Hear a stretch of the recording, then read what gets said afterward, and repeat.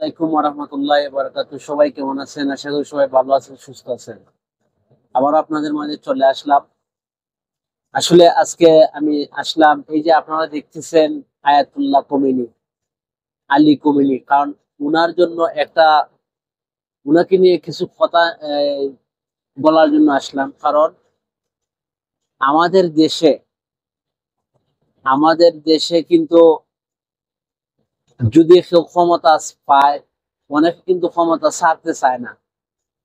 আর উনি কিন্তু প্রায় অনেক প্রায় 2 থেকে 3 দশক ধরে, আরো প্রায় বেশি হতে পারে, প্রায় চল্লিশ বছর শুনছি, প্রায় 48 বছর ধরে উনি যে সময় কিন্তু ক্ষমতা আসছেন, তারপর থেকেই কিন্তু আমেরিকার নিষেধাজ্ঞা, মানে পশ্চিমা গুলার নিষেধাজ্ঞা কিন্তু উনি একা একা মানে এড়িয়ে যেতেছেন উনার নেতৃত্বে।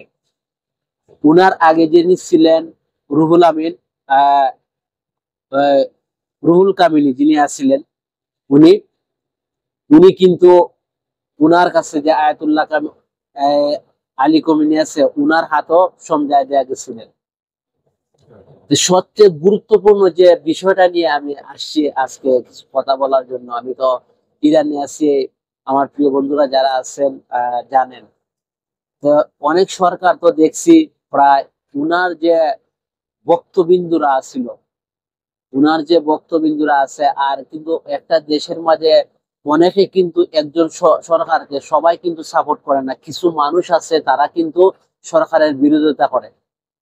যে একমাত্র যে ইরান বনাম ইসরায়েলের যুদ্ধের কারণে যে মানুষগুলা তাওয়াই ছিল, যে 1 নম্বরে ছিল যে আমেরিকার প্লাস ইসরায়েলের যে আসিল সর্বপ্রথম ওই যে বিদেশের সরকারের পতন করা, বিদেশের যে সরকারের যে আইন কারণ আছে, কঠোর আইন কারণ, এগুলার থেকে মানে পতন করা। তো এগুলা তো পতন হয়েছে না, তাদের আক্রমণের কারণে। আরো যে আয়াতুল্লাহ আলী khomeini আছেন, উনি যে ক্ষমতা এত সুন্দর করে মানে চালাইতেছেন, উনার যে আইন, আরো সবাই কিন্তু তারা আরো ঐক্য হইছে, এই যুদ্ধের কারণে কিন্তু ঐক্য হইছে আরো। আচ্ছা, যাই হোক, আমি যেটা বলতেছিলাম, একজন মানুষ যদি ক্ষমতা পায়, এই ক্ষমতা কোনো সময় মানুষ ছাড়তে চায় না। আর উনি কিন্তু বুঝাই দিছে উনি যে একজন ইমানদার, আর উনি যে মানে দেশের দেশের ভালো চায়, উনি কিন্তু বুঝাই দিছে। উনি কিন্তু যে ইসরায়েলের আক্রমণের কারণে বারবার যেসব মানুষ, বড় বড় সেনাগুলা মারা যাইতেছে, কিন্তু উনিও একসময় বুঝতে পারছে আমারও হয়তো তারা মারার একটা প্ল্যান করতেছে। উনি উনি কিন্তু মরার আগে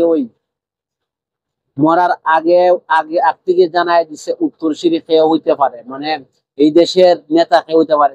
তিনি কিন্তু 3 জনের নাম বইলা দিয়া গেছিলেন। 3 জনের নামের মাঝে কিন্তু উনার নিজের ছেলের নাম নাই। উনার নিজের ছেলে একজন বড় একজন এই যে ইসলামিক একজন চিন্তাবিদ আছেন এই দেশের, তিনি তিনি বড় একজন নেতা ওই, কিন্তু উনার ছেলের নামটা পর্যন্ত দিচ্ছেন না, কারণ উনি জানেন আমার ছেলে হয়তো যোগ্য নাই। এটাই আমি বলতে চাইছিলাম, উনি হইতেছেন প্রকৃত নেতা। উনি হইতেছেন প্রকৃত নেতা। আর যদি আপনার আমার দেশ হইতো, তাইলে আমি কিন্তু ধরেন আমি আমি আমি গদি ছাড়তাম, কিন্তু গদি ছাড়ার কারণে আমার হাতে যদি আইন থাকতো, আমি কিন্তু আমার ছেলে কিংবা আমার বাতিজা যারা আছে, আমি আমার খানদানের যে কোনো একজনরে আমি দেওয়া যাইতাম, কিন্তু উনি এই কাম করছে না। উনি হইতেছে প্রকৃত নেতা আমার দৃষ্টিতে। আপনারা বলবেন আপনার দৃষ্টিতে কি হয়, অবশ্যই আপনার মতামত আমি জানতে চাই। সবাই ভালো থাকবেন, সুস্থ থাকবেন। আল্লাহ হাফেজ।